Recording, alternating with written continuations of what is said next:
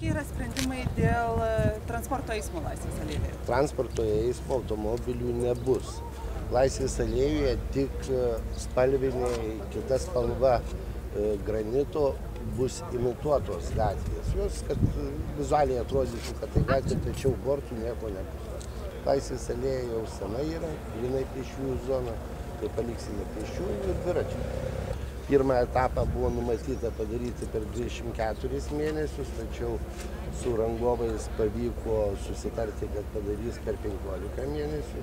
Finansavimas biudžete dabar numatėm 2 milijonus eurų, nors pirmam etapui reikia beveik 15–16 milijonų litų. O visai likusiai Laisvės alėjai neįmanoma gauti nei iš ES, nei iš kažkur, reikės pačiam miestui.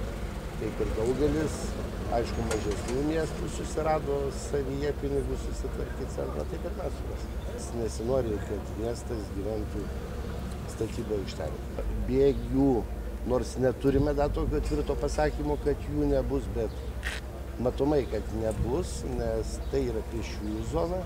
Ir kada senais laikais bėgiai buvo sumontuoti gatvėje, važiuojamoje dalyje, jie netrukdė moteriams su gražiais bateliais vaikščioti, o šie bėgiai yra trukdo pėstiesiam, trukdo dviratininkam.